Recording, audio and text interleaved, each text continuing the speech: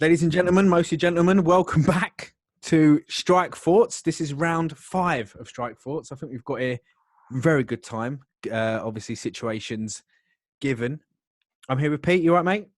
Yeah, mate. Good. You? I'm good, bruv. How was that last card, man? Oh, mate, sick. So good. Yeah, just from like top to bottom on it, really. I was worried I was going to fall asleep, but then I literally perked up after the couple of the prelims. Was a bit like slow to get going, but then after that, it was sick. It was so good. Did you watch the whole thing? Stayed up and watched the whole thing? Yeah. Yeah, I missed the. I was messaging a friend because I've got a couple of friends in like Mexico that we met, so they was like. It was obviously like a different time for them, but they had Fight Pass, so they was watching like the Sam Alvey fight and the stuff before. So I missed them first early ones, but yeah, when it started at 1 o'clock, I was staying on it. Yeah, nice. What about you? I didn't want to. I knew I wasn't going to be able to watch the prelims because I don't have Fight Pass, so I wanted to start with just the normal prelims on BT. What I did was I set an. I got what I shouldn't have done is I started drinking right throughout the day. So I shouldn't have done that because I was getting a bit excited. I started drinking. Wait, when's this? Saturday? Saturday, yeah. So Saturday Oh. I started drinking quite early, like an idiot, right? So I started drinking, and then I got into bed at about 10, which is good, obviously. And then I set an alarm for 1:30 just to sort of start. And then obviously I fell asleep, and then I woke up at about 4. I woke up. And then next to me was like, I had half a can of Diet Coke. I necked it, and I was like, bang! I was awake after that. But You missed all that until 4? Yeah. So the first fight that I actually watched live, was actually the Ngannou one, I believe. To be honest, so that was the one that actually. Good one to wake up to. Mate, I was awake after that.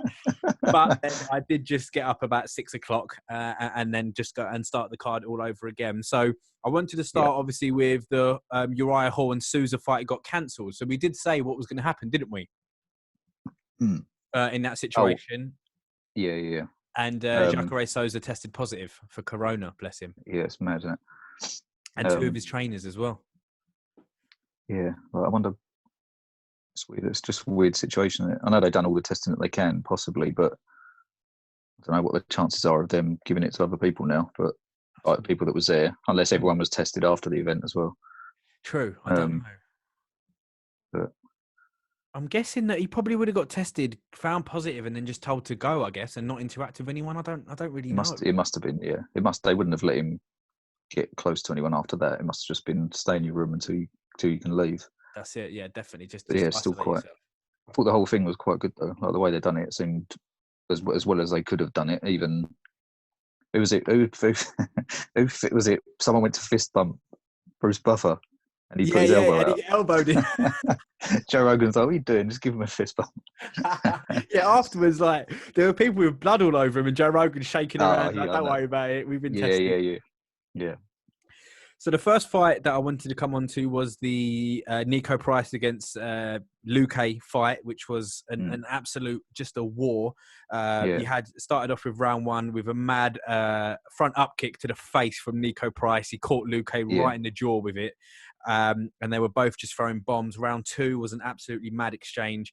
And then in round 3, Price actually did floor Luque and nearly caught Luque in a triangle, which is what he lost in the first fight with. So that would have been absolutely amazing. Yeah. I think it was a triangle, maybe a dart actually. And then, the doctors came in and checked Nico Price's eye and then had to call it off because his eye was, did you see his eye, bruv? It was just fucking... left up, wasn't it? Like, It was pretty battered before. When he was first up against the cage, I was like, it's not too bad. And then when it started swelling up, I was like... But like, both of them, it's like... Gee, I think they're both wicked, but how long are their careers going to be? Just fighting like that. Because they just throw bombs. I know, mad. I think Nico Price is the one who he knocked out someone. He was in their guard, I believe, or he was inside control on the bottom, and he just started hammer fisting them. Oh yeah, like upwards. Or like, yeah. I think knocked the geezer out. Unbelievable. He's a weird fighter, and he's like got a weird frame, just sort of plods forward. Yeah, that Joe Rogan was talking about how like Luke's technique was there, but because Price is so wild, he's so unpredictable. Yeah, Like, yeah. Great fight. I loved Nico. Yeah, that was wicked. Nico Price, you can tell he just loves it. I mean, after the fight got stopped, Luke was a bit upset, and Price was like, "No, fuck it, man! Like, sick. Like, it's a sick fight." Yeah. You know what I mean, so it was really, really, really. I think he was sort of saying as well. I got the gist that he was like, "Oh, you fucker, you done me again," and it's like, we're either gonna have to do this again, or. But I loved it. And Price also put up a picture on his Instagram of his eye completely fucked, with the caption, "I'm good. Put me in, coach." Which, I mean, I just love stuff like that. I love stuff like that. So yeah, fight was stopped. Congratulations to Luke there. The second fight was Michelle Waterson against Carla Esparza. It was a bit of a slow fight. It was a bit tetchy. You know, I enjoyed during round one when obviously, you know, they were trying to commentate on the fight, but there wasn't much going on. So then DC and Rogan just started talking about the card that was about to come on. He's just going like, Jesus, we've still got Cowboy to come. We've still got Tony to come. And it was like, don't worry about this one. Yeah, it was a very, very, very, very tetchy fight. Yeah, it was. I must say, this commentary team, though, I think they're the best. Rogan, Anik, DC, they're the best for me. It's just like three best mates, isn't it? Doing the best job in the world. Basically, it's just like me and you sitting ringside, but they know what the fuck they're talking about. And then, so Esparza was a bit more aggressive for me. Some good exchanges, and they had it close. But, yeah, I mean, the only thing about this was one judge had it 30-27 Waterson. The other one had it 30-27 Esparza. Yeah, it was weird. It was almost like, What were you doing? I know. It was, what did you think? Did you think it was close and not much to pick from? Or I think it was close. I think Esparza won it for me, personally. Like, they got it right. I think it was just, maybe it was just one of them where not that much was going on and they just felt like they had to pick something. Or I guess. Yeah, it was a weird one. It was a very, very weird one. After that, we had Alexei Olenek against Fabrizio Verdum. Fabrizio Verdum now first team all dad bod. You can tell he's relaxing. Oh God, yeah, Jesus, doesn't look like scary at all. When he was going through after Dos Santos when he got murked, and then after that he sort of started getting back into it again, smashing everyone. But yeah, I didn't expect that Olenek to come out like he did. He was going for it. Great. I thought he looked in shape. Like he's been fighting for a long time. But no, he looked good. Swinging bombs as well. Yeah, round one, they were just throwing bombs. Olenek was throwing some mad shots. Verdum was just fucking eating them, like shot after shot. Yeah. Just eating them. And he's been doing a lot of eating by the looks of things. Verdum had him in a tie clinch for a lot of it. I loved Olenek. Did you remember what he did in between rounds? Oh, laying on his back with his feet up. Loved it. I thought it was brilliant. Yeah. Even Rogan was like, I've never seen that before. It's quite a good idea. He see him try and get back up afterwards. It's like, fucking hell. That's a good point. Yeah, good point. Yeah, as soon as that 10 seconds buzzer went. What is it? How old is he? What's he like? Early 40s, isn't it? That is a good question. I think he is. I'm sure he's definitely over 40. I think. Well, I know Verdum is. I know Verdum's obviously getting on for a bit now. Let's have a look. He's born in 1977. So yeah, 10 years older than me. He's 42. 42. He's definitely getting on a bit. But no, I think he looked good. I think he did look all right. Don't get me wrong. None of these guys are going to be, testing Ngannou anytime soon. But no. It was one of them. I was like, it's one of them fights. I was like screaming for it to go to the floor at the beginning. I just wanted to see how good they was against each other. Then when he came out, just started swinging bombs. I was like, fuck it, let's go. Yeah, that's it. Round two, Verdum had a bit of a guillotine attempt that you can tell they were both tired. Verdum got his back though, and as soon as he got his back, he got both hooks in. It was just vintage Verdum. You could tell, like, it's still there. The technique's not gone anywhere. Do you know what I mean? It's just if his body can just carry on doing what his mind was doing. A couple of really good armbar attempts, couple of really good Kimura attempts, lovely groundworks. But I just feel like he if he was in shape, he could have been still a serious problem. But it was a judge decision. They gave it to Olenek, I think, didn't they? Yeah, I think so. Yeah. So. Really, really good fight there. Like I say, just two kind of fighters, not in the peak of their career, but just coming into the twilight of their career there. Then moving on to Greg Hardy against De Castro. the fight for me, I don't think. Oh no, sorry. No. So we got Pettis Cowboy was the next fight, which was the headline prelim. Okay. And the reason why I've got those notes close is because I feel like putting Greg Hardy and De Castro above Pettis and Cowboy, bro. Like I felt like it's a bit of an insult. That's just weird, isn't it? I know what. So that was the main event of the prelims, isn't it? Pettis Cowboy was, yeah. I know what they're doing. They're trying to say to people, "Oh, look at these two warriors going at it. Now pay for the main event." Like that's probably what they're doing, but. But yeah, I can see what they're doing. But it's a bit disrespectful. Round one, 100%. Round one had Cowboy just straight walking him down. Pettis moving really well through a great double jump kick. Cowboy caught it, took him down straight into side control. I enjoyed Cowboy's tan lines. Did you see his tan lines? No, what? Like, you could tell he's been rocking a vest. Oh right. Oh fuck no. Just all I saw was like his face. His face just looked different. He just looked angry, like fucking. You know them like the Conor fight and a couple of the others ones as well where he's lost. He's just sort of been like looking around like fuck, I don't want to be here. But he looked like fucking so determined in this fight. He looked focused. He looked determined as well. I feel like he had more of the takedowns. There was a bit of an eye poke in round 3 as well with some great exchange. Pettis ate a ridiculous head kick from Cowboy at one point, proper fucking shin to face. I thought it was a great fight, one of the fights of the night. What did you think about the decision they gave it to Pettis? I was shocked at first, and then I think he was as well. I think everyone was sort of thinking Cowboy probably did enough. He was like more aggressive with the way that he was like walking him down. With the takedowns, I know he didn't do much with them, like, do you know what I mean? But he was still pushing the action, and he got some, like, a couple of them were like really good takedowns as well. That head kick, even at the end, he was the one rushing Pettis to the cage, landed about 3 or 4 punches on that exchange. Pettis was just up against the cage defending, and that's the way the fight ended. But it's like, the only thing I would say for Pettis is when he did hit Cowboy, it was like I was thinking more like, oh fuck, he's going to go down. Right. Like just that power. Do you know what I mean? I think Rogan or someone said he had more sting in his punches.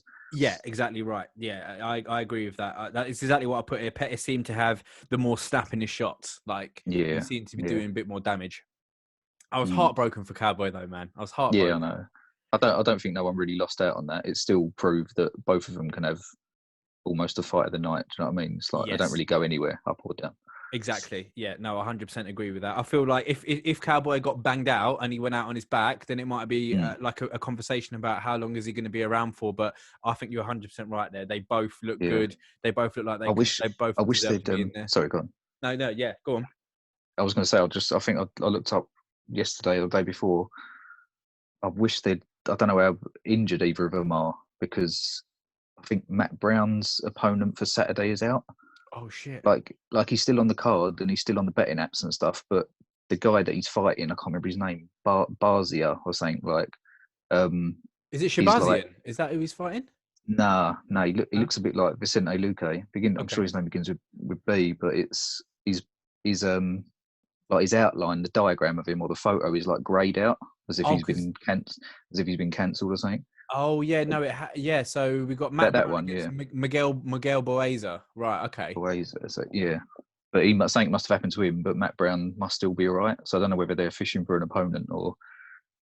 But, it's a welterweight as well, so I don't know if. Interesting. That is interesting. That was welterweight, wasn't it?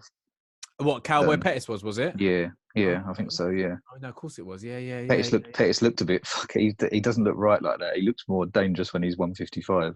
Right. No, it's a hard cut, but fucking hell, he's put on some like puppy fat. Yeah, no, I agree. It was a great fight though, and as I was just saying, I think they both still deserve to be in there. Like next time, if I see Cowboy in a card, I think I'm still going to be excited. Would you agree? Of course. Yeah, he's still got that. If he'd have knocked him out with that head kick, it would have been like fucking hell, he's back. Yeah, definitely. All right, then. So moving on to the main card, we had Greg Hardy against Yorgan De Castro. As I said, the fight I don't feel like should be on them. I thought it should have been a prelim, but I get what they're trying to do with Hardy. In round 1, you had De Castro chopping him down with some leg kicks. They were both throwing some bombs. Round 2, Hardy looking more active, and again in round 3, Hardy just being the more active. It looked like Castro was just idling, and it's just wondering what was going on. And then after the fight finished, you kind of saw De Castro point to his foot, so I think he might have had an injury. Yeah, I thought he started off really well. Like when he came out, it looked like he was getting the better of or he was the more powerful striker. Yeah, and Hardy was backing off a bit, like, oh, fuck. But as soon as he done that kick on the toes or whatever it was, but then fucking hell, I've seen people. Not saying that, like he was still in there fighting, but you see people like snap their toes in half and they just carry on. They get up for the next round and just go for it. But yeah. He didn't. He sort of missed his chance there. It's like easy for you to say, Pete, from your bed. No, I'm just saying about what I've seen before. I agree. Like when John Jones, I don't even know whether he realised he'd done it. Like his toe was split in half when he like looked down at it and the bone was poking through, and he's like, "Oh shit!" It's just like he's a fucking absolute animal, that guy. But I do feel like Hardy won it. He got the decision. I feel like he deserved to win. I feel like he was the more active fighter. There was a little bit that annoyed me when Rogan was interviewing him afterwards, and he said to Rogan, "Yeah, I'm enjoying it." And he said, "I suppose the next stage would be to go on the Joe Rogan show." And I was thinking, mate, I literally, it's the Joe Rogan experience. It's the Joe Rogan experience, not the Joe Rogan show. Get it right. It sounds like it. So fucking hell. Jesus Christ. But even just when people ask for that, it's so fucking cringy. You just know he's never going to get him on there now. Yeah. Like, no, sorry, mate. The best one was my favourite one was Derek Lewis, when Derek Lewis after the fight was like, "Yeah, so maybe one day I'd come down and smoke some weed with you." I like that. And he's a cool guy as well. It's just like, fucking wouldn't even have Greg Hardy on here.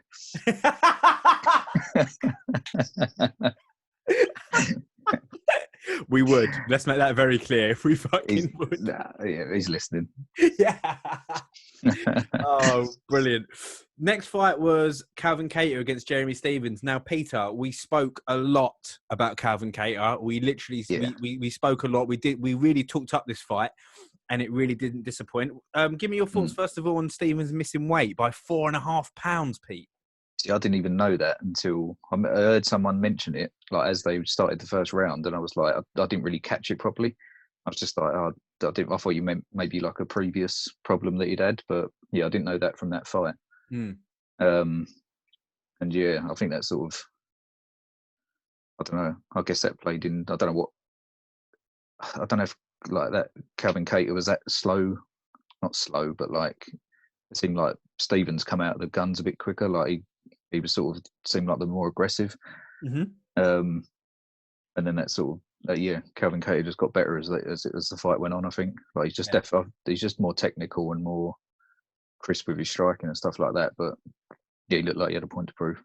Definitely, his boxing is unbelievable. Yeah, round 1 started. Jeremy started really, really well. There were some savage leg kicks in there, but some snapping shots. But then there was a huge right hand from Kattar in the first round as well, and there were just some mad exchanges. And then in round two, Kattar started switching stances because the leg kicks were really getting chopped down. Now with this fight, as I turned on the fights, this was Rogan was interviewing Kattar, so I was like, fuck, like I've missed it and I know who's won. But as the fight was going on, and I was rewatching it, so I knew the result, but I didn't know obviously how. I was thinking his legs are getting eaten. What's he gonna do here? Like it was so strange to watch. But yeah, he was switching stances. The combinations from Kattar were absolutely incredible. Kattar steps in with an elbow, dropped him, jumped on top of him, dropped an elbow onto him, sliced his head open. And yeah, just a great performance from Kattar. And he should be ranked as a top 7 fighter now, bruv. In the featherweight division, what do you think Kattar can do? Do you think he's championship level? Yeah, definitely. Especially if he's like, imagine him in a 5-round fight against Zabit. Like he could have won that. So he's definitely up there. So he's got some exciting fights now. Like, not saying Jeremy Stephens ain't there anymore, but he's sort of on the way down, I'd say. Like he's had his and he's been in some fucking wars as well. Yeah, absolutely. I'm just trying to remember who's featherweight champ at the moment. Volkanovski. Oh yes, of course. Okay, so that would be a good fight. I'd love to see Volkanovski against Kattar because of the boxing. Yeah, and the fucking length of him as well. It's just like saying that though, like all them fights are good, aren't they? Like you could have Holloway. You've got Max. It's probably going to be Holloway against Volkanovski rematch, isn't it? Yeah, you'd hope so. But yeah, Cater against Holloway. Who else is down there? Poirier's moved up, hasn't he? Yeah, Poirier's at lightweight now, so it's we can get the rankings up. See, the featherweight division's very it's interesting. I feel like they need a bit more weight classes. I know Rogan's always banging on about it. Definitely every 10 pounds, isn't it? I really think they do. But yeah, the featherweight rankings, obviously Volkanovski, Holloway. We've got Chan Sung Jung at number 3. Yeah. Zabit. That'd be a stick fight. Yeah, that'd be sick. Yair Rodriguez, Frankie Edgar, Josh Emmett. So yeah, they've got and a British fighter, Arnold Allen at number 10. Go on, Arnie. So yeah. Oh, that kid, yeah, he's good. Got some good fights in there. So yeah, featherweight division looking great. But no, a great performance from Calvin Kattar. Fantastic performance. Next fight was Francis Ngannou, bruv. Fuck, man. Man, that's fucking scary. Just you saying his name. Scary. My fucking palms have gone sweaty. He's not here, is he? Fucking hell. Scary is the word, Pete. Like, what? Yeah, just give me your thoughts, man. There's always that. There was always that case of this guy's like obviously a better. Well, yeah, he's probably technically a better kickboxer. He's got like a wicked record. But I don't know. To be honest, though, when they started swinging, when they're both swinging, I was like, God, this is mine. Like, obviously, it was like split seconds for my mind to even be working. But I was like, this is crazy. This is crazy. Someone's going to get. And I was like, fuck, it was him. It was just like, not like disappointed, but I was just like, you want it to go on a little bit. You want to just see like both of them. Just I don't know. You're never going to see Ngannou in a full-on war, are you? Like stand up. I know yet. Like Stipe took his shots pretty well, but then there was a lot of wrestling, a lot of tiredness, a lot of groundwork. But I'm not sure you're ever going to see Ngannou in a 3 or 5 round stand-up war. Well, there was a stat, wasn't there, that he's basically he's had, you know, all of his fights. So his last fight. So obviously, if you don't know the results, I'm guessing you do if you listen to this. But he knocked out Jairzinho Rozenstruik in 20 seconds. Before that, his last fight was 1:11, then 26 seconds, then 45 seconds. It's just unbelievable. Like every single win he's had has been in the first round within a minute or two. It's just fucking incredible. The thing about Ngannou as well is like, so I'm watching it. I see him running, you know, chin high, you know, just a bit reckless. But you see him running in, and then he's swinging, and you see Rozenstruik out. But then you really have to. So I was thinking, oh, like as he knocked him out, it must have been a couple shots. It must have been a combination.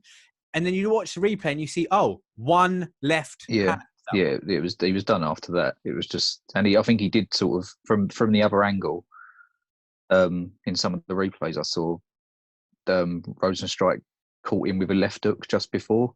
But as they were, it wasn't a bad one, but Rozenstruik, I saw one of his knockouts was exactly like that. Just a little clip on some guy's temple, and he just went face first into the floor and he walked off.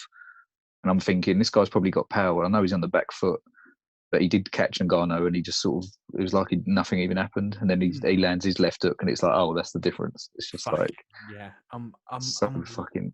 And it was what, like, his right hands were like, it was so funny because in the replays his right hands looked like he's slapping with a fucking, like a handbag sort of slap, but like, but then that left hook's just perfect. That's like a perfect like technique and stuff. Tyson Fury style. Fury that's it. Yeah. No, yeah. It's just an absolute beast of a man. Like 45 seconds, you know, there's not really much you can say. Like there's not really much of a fight to break down. What you can talk about is the heavyweight division in general, to say it's really interesting now to see what happens with Stipe and DC. If Stipe can get his eye sorted, I know he's got a detached retina. So if they can basically get that fight done, and then the winner gets Ngannou, I guess. But I know that's the thing though. If I was him and that is the choice, and they're going to make Stipe and DC fight, and they don't want to fight Ngannou, then if I was him, I'd just go out and fucking smash someone else. Yeah. Do you know what I mean? Just look at what's going on. Who's like maybe this Saturday? Although I don't think Overeem would ever want to fight him again if he wins. No. But there's got to be something out there exciting, unless he does just want to wait. But then he said he doesn't like doing that. He said he's hated waiting this long to get a fight. Yeah, I imagine it must be frustrating for him that no one wants to no one wants to fight him. With the heavyweight division at the moment, just going through the rankings. So obviously we've got Stipe, DC, we've got Ngannou, we've got Curtis Blades, Junior Dos Santos, and Derek Lewis. Maybe a Lewis Ngannou rematch. How would you feel about that, Pete? Yeah, they'd have to put something in their contract to say, if this goes the distance, neither of you getting paid. Someone's got to get knocked out. Someone's got to get knocked out. Something like that. Yeah, maybe. no. But it'd be interesting to see. But I do feel for Ngannou. He keeps hashtagging uncrowned champ. It's weird though. There's not much there apart from that. What you've just read out. It's like you've got DC and Stipe and Ngannou at the top, and then I think Dos Santos is done. Curtis Blades has actually done really well since he lost to Ngannou twice, wasn't it? Yeah, he has. He's doing well. And that Walt Harris is back in it. He's the one who's fighting. He's fighting over him. Yes, yeah, that will be good. So yeah, so we've got Derek Lewis, Rosenstrike is 6th, Alexander Volkov at 7th, Alistair Overeem, Walt Harris, obviously Alexei Olenek, who's moved up 2 after beating Verdum. And then yeah, you're right. After that, you got Ivanov, Blagoy Ivanov, who's a bit of a beast. But yeah, the heavyweight division, I wouldn't exactly call it stacked. Who's Ben Rothwell fighting? He's fighting tomorrow, isn't it? I think. Yeah. So OSP's gone up in weight. Oh shit! Oh god, yeah. I don't know. I like OSP, but fucking hell. What do you think? I think OSP's going to do him. No, yeah, him, but OSP against Ngannou. Oh, I don't know. No. You ain't catching him in a Von Flu, mate. Yes, I don't think that's going to happen. Von Flu. It's literally the only way. That's it. Listen, he won his last fight. We'll come on to OSP very, very shortly. Unbelievable performance from Francis Ngannou. So we'll see what is next for the Predator. After that was Dominic Cruz against Henry Cejudo. A good fight in my opinion. Just to watch Dominic Cruz in the octagon is a pleasure, to be honest. Like the way his foot works around, the way he dips his shoulder, like using perpetual motion to create angles. Just it's like he's breakdancing when he's in there. Just absolutely unbelievable. Cejudo's movement was great as well, though. He caught Dominic Cruz with a knee, and then obviously just absolutely jumped on him, and the ref called it off. What are your thoughts on this fight, Pete?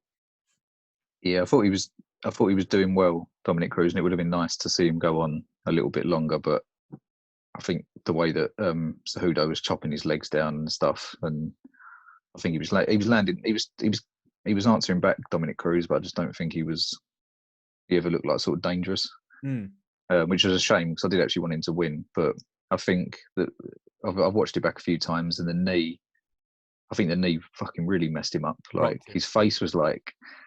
It's almost like he caught him in the jaw or whatever it was, or in the face, and it sort of like stunned his face. Like it was like set in a certain way. Yeah. And it took a while for him to like regain his composure. But then it was just a shame that just as he sort of was getting up, then he stopped it. Yeah. So you never know what could have happened. Like, I think it was.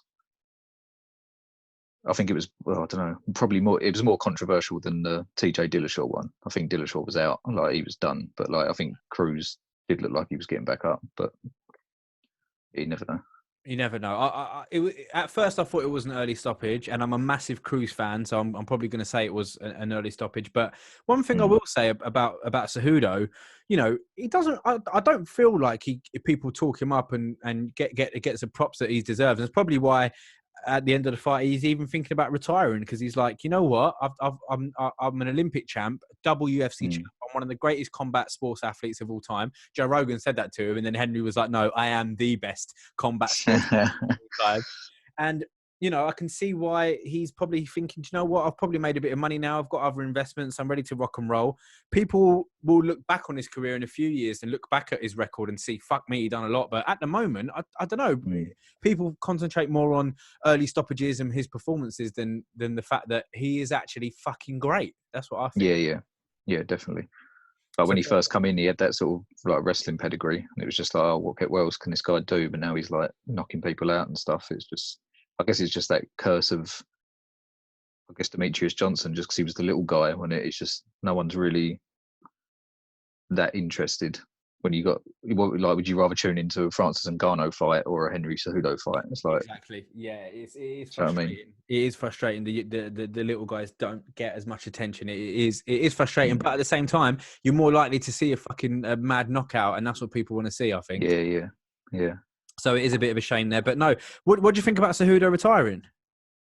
Yeah, I didn't see that coming at all. But I can sort of understand the way that he said he's been through like 600 odd wrestling matches as well. It's not just like he's come into the UFC and done a little bit. It's like he's been doing this all his life.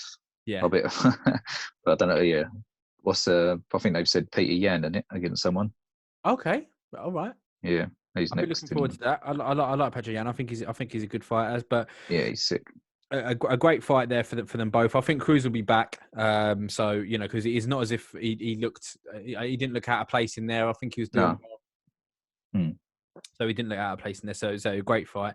And then Pete, finally, just before we preview a little bit of the UFC that's coming up on Wednesday, the main event was Tony Ferguson against Justin Gaethje. An absolute fucking battle, an absolute war is the only way that I can describe this. It was just one of the best fights I've ever seen. Round one was all about all about Justin leg kicks, in my opinion, just chopping him down. Round two, you had the mad uppercut from Tony that dropped Justin, and Justin looked hurt. Justin looked hurt. If that had gone on a little bit longer. Going back to his corner, he definitely looked like he was having some problems there. Round three, I've just written here, round three, one of the best rounds of UFC I've seen in a very long time. They're both just throwing bombs. Tony just kept coming. His fucking chin is absolutely incredible. I know, yeah. Absolutely unhuman shit. And then I love Tony fucking dipping down and pretending to throw sand and doing the Bruce Lee shit. Yeah. I love that. Like, I know. It was round three when he was sort of, he didn't look that beaten up at that point, and when he was getting hit, he was still smiling, sort of saying like, "Yeah, like let's go, carry on." Yeah. And then obviously after that, when he did start getting a bit busted up, I was like, he's not enjoying this as much now. Yeah, definitely. Yeah, he was stuck talking trash and stuff in the corners and stuff like that. But then once I think after, you're bang on. That's exactly what I've got here. So round three was still a bit like a close fight, and then after round four, with the eyes swelling up and stuff like that, Tony got back to his corner, and he knew he was in for an absolute war for the next 5 minutes. Tony's attack, though, so unorthodox, so unpredictable. He was punching him while they're standing up. He's punching him in the leg, thigh punches. Yeah. It's like, what? It's so unpredictable, coming out of all different angles. I really, really feel like Tony Khabib was going to be a fight for the ages. I feel like it was going to be both of them in their prime is the greatest lightweight fight of all time, in my opinion. But Justin Gaethje has come in and thrown an absolute spanner into the works. He looks so good. He looks so good. Yeah. I'm sort of glad. I'm glad as well, because it's like, not glad because of we don't get to see Tony in that now. Well, you don't know what's going to happen down the line, but like, I'm glad that he didn't just come in there and catch Tony with like one shot, and we didn't get to see all that, because now we know he can go 5 rounds. Yeah, he can sort of like, he can hold his own in there. His technique looked like bang on. I think his power's still there. He can't even. I don't think anyone takes him shots. Like if he catches Khabib, anyone, Connor, anyone with him shots, it's like, I don't know. He was just kept, and maybe it was emphasised by the no crowd, so you could hear every single smack. But it was just like it was hard to watch. Like you don't really get. I think I could watch the Ngannou knockout over and over again, but seeing Tony get fucking just pummeled and you could hear that smack, it was just like, Jesus Christ. What do you think it was for Tony? Obviously, we have no idea, so it's all speculation. But he did say that he has been training since November. So, you know, the fight camp has been, 6 months nearly. So it's a crazy amount of training that he's had to do. Do you think he might have burnt himself out, or? I don't, because he was still there. Like, he wasn't like he was held up against the side of the cage, like breathing heavy. He was still dancing around, moving, spinning around and shit. So I don't think it was cardio. It was more, you just can't accumulate that amount of damage on your face and your legs and just still be as effective as you want to be. Yeah. I've seen him take damage before, but it's different taking jabs from Cowboy and getting a bit busted up and just steaming on through. You can't, every single punch that Gaethje was throwing, it was like fucking, like he was swinging a baseball bat. And it's like, it's just, I just don't think he was, I don't think it was a smart fight, just sort of trying to take his shots. think after, I'm trying to think if it was between round 3 and 4 or round 4 and 5. He sat down. Justin went to his corner, and his trainer was like, "What are you doing? You're trying to kill him with these shots. You need to take 10% off your shots. Like, you just pop him, just touch him. Like, you're swinging too hard. You're trying to kill him." Is actually what he said. Yeah. So just maybe that's where it was. What was that? Did you say round 3? I think it might be after round 3 going into round 4. He was telling him to calm down a bit. So if he had carried on throwing at 100%, maybe he would have got a bit more tired. But then I guess that's fucking wicked advice from Whitman, just to like take your time. Yeah. I love Trevor Whitman in the corner as well. He does a bit of analysing for the UFC as well, doesn't he? Yeah, I think he's probably just the way he talks and stuff. He's so calm. I think it's probably him and like Faraz Sahabi are probably the ones I like the most. Just the way they talk about like analysing and stuff and that. Absolutely, no, I love Duke Rufus as well. But great. There's some mad trainers at the moment. Yeah, a absolutely mad fight, one for the ages. It's one we're going to look back on during the coronavirus time, where the UFC stepped up and really, brought us some live sport when we were all fucking itching for it. I can't tell you how excited I am to watch more of it. I really can't wait. I was going to say, what do you think though? What's your now? Everyone was talking about Tony Khabib. What about Justin Khabib? Well, everyone's talking about Justin Connor today. Because Connor's come out and it's going to be Connor everyone. He's been going at everyone. Have you seen it? Jesus Christ. He's gone after, I know, every single weight division he's going after. I think Khabib beats...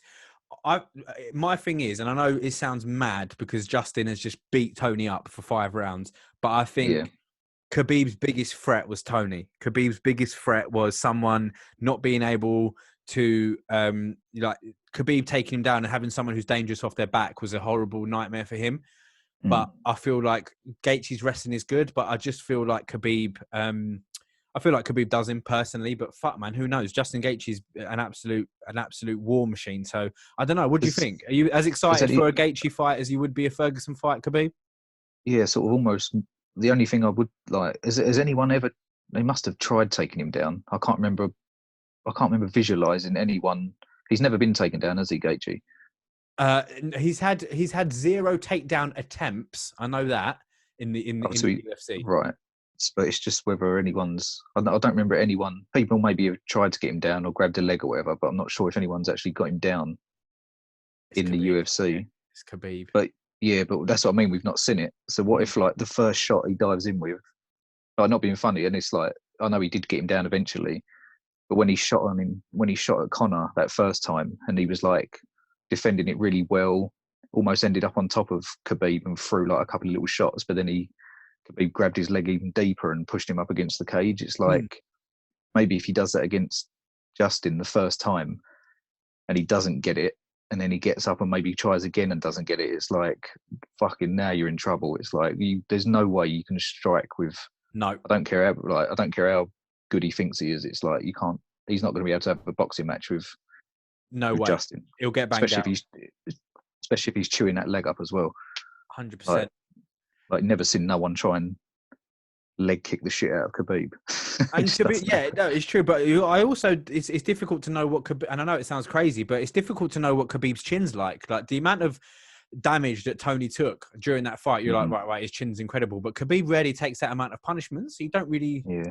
Say it's difficult, but yeah, I don't think he must train hard and stuff. But like everyone's always said, he puts his chin up in the air when he backs off and sort of tries to keep distance and stuff. It's just like, whereas Tony was more like head down, fucking come on, let's just go, like hit me, see if you can knock me out. But yeah, I don't know. I'm excited. I'm excited either way. I just hope. Yes, blown it wide open. Sick. I know. I'm just the lightweight division right now is absolutely fucking. It's just absolutely stacked. Like from Justin Gaethje, Tony Ferguson, Dustin Poirier, Conor McGregor, Dan Hooker, Paul Felder, Charles Oliveira, Raging Al Quinta, Kevin Lee, Edson Barboza, Cowboy Cerrone's up there. Like it's mad. It's a very, very big Gregor Gillespie as well. I like him. I forgot about Oliveira. He's fucking jumped straight up there. Yeah, submissions. The mad submission role that he's on at the moment is crazy. So yeah, it's gonna be very, very exciting.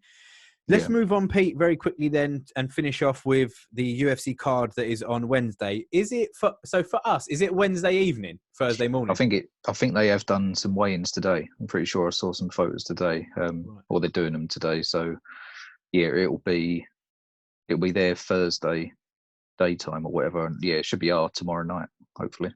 Right. Okay. Cool. When are you going to watch tomorrow it? Night, Thursday morning. What do you mean? Are you going to watch it live? I ain't got nothing else to do, have I?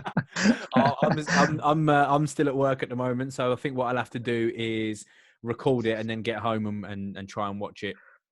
In the evening, I think. But I won't message you. Yeah, no talking to me. The prelims of the UFC Fight Night coming up this Wednesday. Then we're starting off, and again, there's some names here that haven't even got pictures on the UFC website, but any facts or figures you've got, shout them out at me. So we've got first fight of the evening, Chase Sherman against Isaac Villanueva. That's a heavyweight fight, so hopefully there's some heavy hitters there. We've got a featherweight fight between Hunter Azure and Brian Kelleher. Brian Kelleher's a fighter I've seen before, so we'll see what happens there. Got Gabriel Benitez against Omar Antonio Ferreira. That's a lightweight fight. We've got Sajara Eubanks against Sarah Moesh. Obviously, that's a women's bantamweight fight. And then the last two prelims, Michael Johnson against Thiago Moses. Haven't seen Michael Johnson for a while. I'll just get his record up. I mean, it's a shame that Michael Johnson's career... Well, I say that. It's only me that thinks about it, where every time I think of Michael Johnson, I just envision Khabib on top of him just fucking hammering him. But that's not his fault. No, he's had a couple of good wins since then, I'm sure. No, he definitely has. So he lost to Khabib. He lost to Justin Gaethje. He lost to Darren Elkins. He beat Andre Fili. He beat Artem Lobov as well, your boy.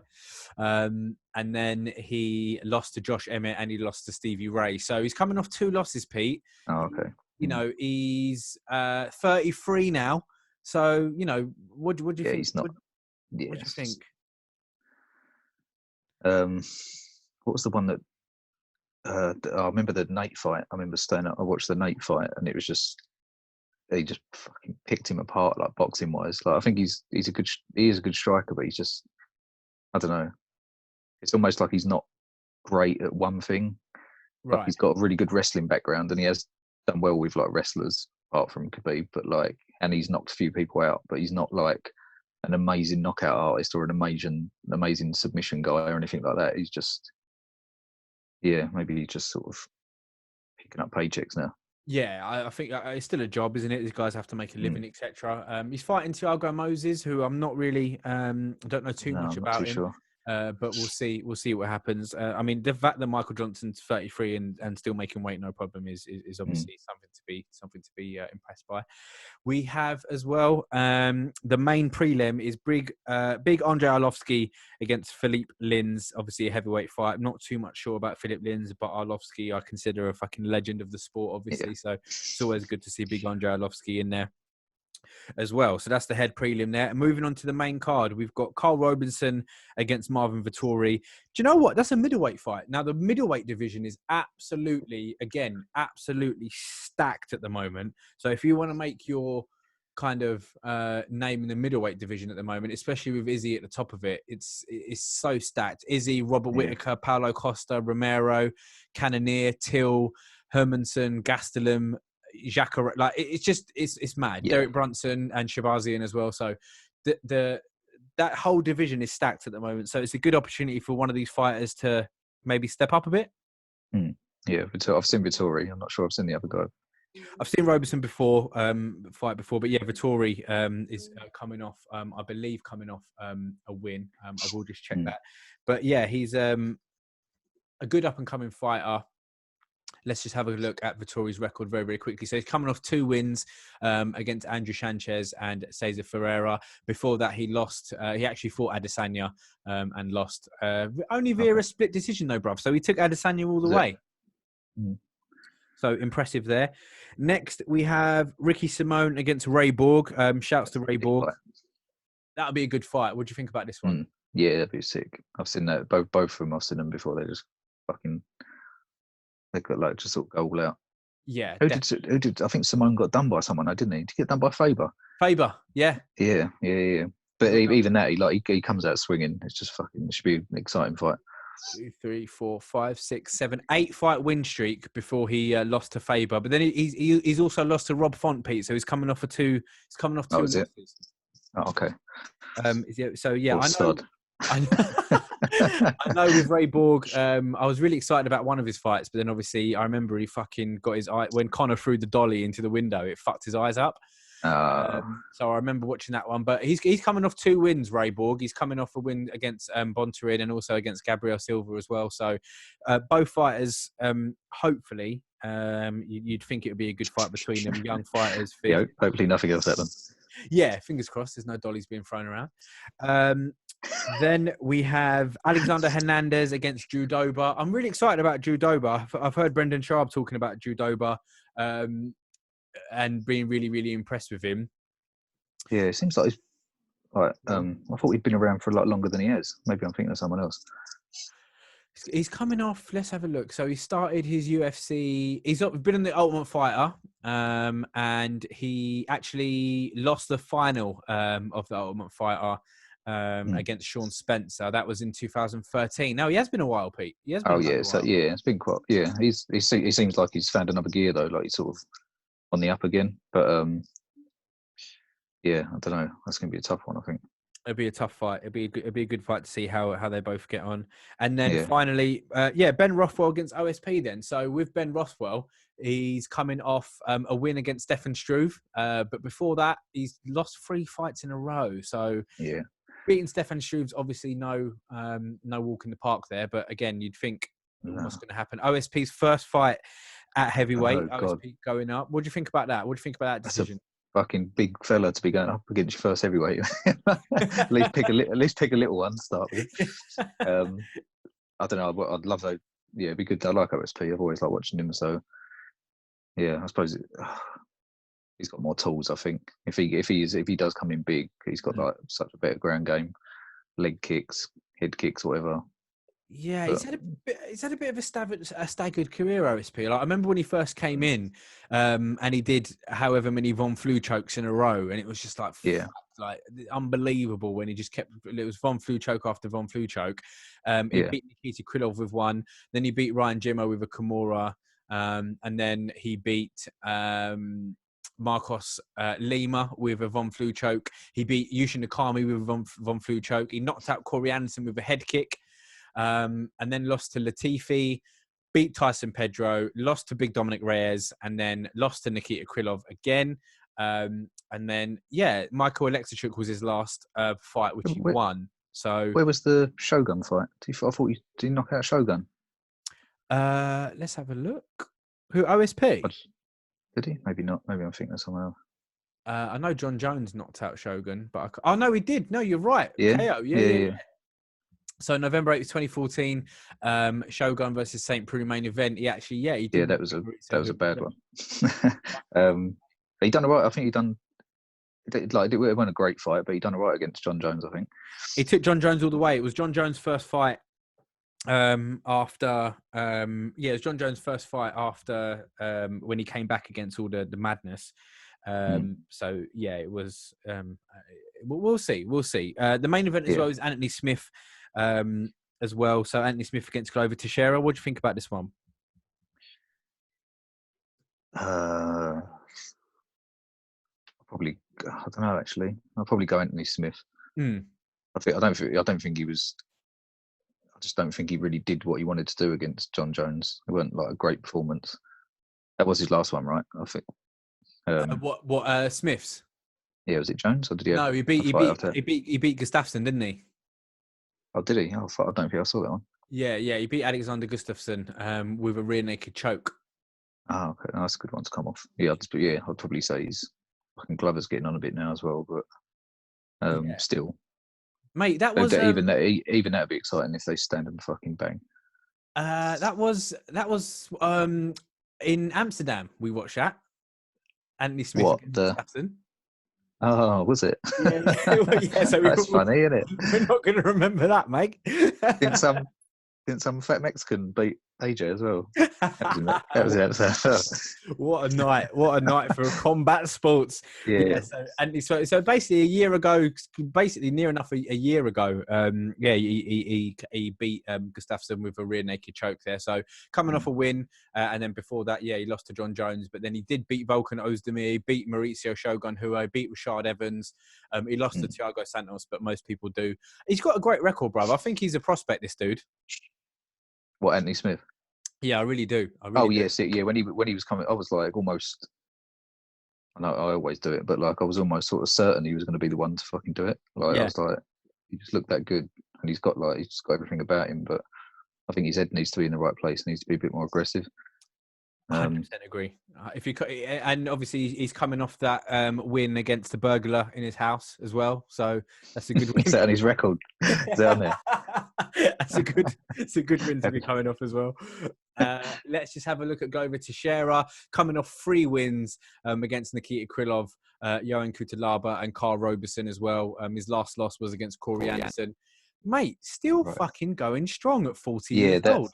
I saw that Cuta Libre fight again the other day. It popped up. It was just, do you remember? I don't know if you remember it. I didn't remember how it ended, but I remember they were just fucking swinging, like going for it. And then he started getting the better of him, and I think he rear naked choked him. I think he did. He rear naked choked him. Yeah, submitted him out. Yeah, that was in Florida in April last year. So just a really, really exciting card. I mean, don't get me wrong, it's not as exciting as UFC 249, but I'm still expecting there to be some fireworks. Fingers crossed we'll have the chance to link up before the weekend, so we can maybe preview the other UFC fight night as well. But just very quickly on that one then, Pete, who's fighting on the weekend? God, I think I only know the main event. Overeem and Harris. Harris is just he's that guy. He's the poor guy that didn't his niece or daughter or someone get kidnapped or something. That's right. I mean, it's something horrible like that. I think it's his first fight back. Apparently, he was doing really well as well before all that shit. Mad, bless him. We've got Alistair Overeem against Walt Harris. We've got Claudia Gaudella against Angela Hill. We've got Danny Ige against Barboza. Always good to see Barboza on the card. God, that'd be sick. Yeah, that'd be red hot. That'd be a mad fight. Eric Anders as well. Is Eric Anders? He's the one. Let me see his nickname. Is it your boy? Yeah, I love that nickname. I think that's fucking brilliant. Your boy, Eric Anders. I love that. What is he? What weight? That's going to be middleweight. That is. Middleweight, okay. And he's fighting Krzysztof Yotko, who is a name I've seen before, but I can't remember his last fight. And then we've also got Song Yadong. He's fighting Marlon Vera, so that'll be a good fight as well. Sick. And I'll just go to the prelims very, very quickly. Yeah, so Matt Brown is on the card, but yeah, you're right. He's supposed to be fighting Miguel Baeza, but he's obviously been pulled out for some reason. Get Cowboy in there, fuck it. Yeah, fuck it. Yes, Pettis in there. Yeah. And then we've got Anthony Hernandez against Kevin Holland, Mike Davis against Giga Chikadze, Courtney Casey against Mara Borello, and Darren Elkins. Oh, Darren Elkins is fighting. Great. Darren Elkins. Looking forward to that. And then Dontale Mayes against Rodrigo Ferreira. Rodrigo looks like he's been grayed out, so maybe he's had to pull out of that as well. That will be a heavyweight bout on that one there. So, mate, a really, really exciting card coming up on Wednesday and also coming up on the weekend as well. UFC's fucking thriving, mate. I know. I'm so glad they're doing it. Best sport in the world. I don't know. Fuck that. They can't. I don't know how they're doing it with. I heard that big team American sports were coming back this week, but I don't know what's going on. The NFL have just said they're doing it, but are they doing it behind closed doors then? They have to be. Yeah, surely they can't. They can't. I don't know. But then I heard Brendan Schaub saying about they're getting he's getting offers to do comedy and stuff maybe in the near future. But then he said certain states have actually reopened to do comedy with 100, 150 people in the building. Yeah. It's America. They fucking do. Oh yeah. Actually, I don't live there. Fucking put it all back on. Oh, mate. We'll see what happens. I mean, we're all looking forward to the world getting back to normal, sports getting back to normal, and everybody's lives getting back to normal. But in this time of great kind of sorrow, at least we've got the UFC and good things to look forward to. And obviously I love Strikeforce, mate, because it gives us a chance to catch up. So yeah, absolutely banging, mate. So, good talking to you. We'll catch up again. I'm sure we'll be talking about the UFC fight card that's coming up soon. Good luck to all the fighters involved. And yeah, really, really exciting shit coming up. Fair play to Justin Gaethje, absolute monster.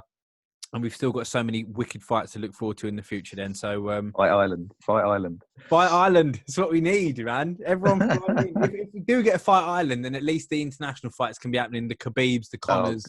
That might be one of the biggest ones ever. That'd be fucking sick. It'd be mad. It'd be mad. So fingers crossed. Can we get there? Can we get there? Mate. I've got work, mate, so I can't be going anywhere. I can't be going anywhere. We'll see what happens. Anyway, mate, good catching up. Good reviewing all the fights. Thanks very much for listening, guys. You can now see Strikeforce. We're up on YouTube. We're up on IGTV as well. So yeah, we're fucking everywhere. Get us in your ears and eyes. Have it. Love it. Right. All right, Pete. I'll catch you soon, mate. Take care. See you later.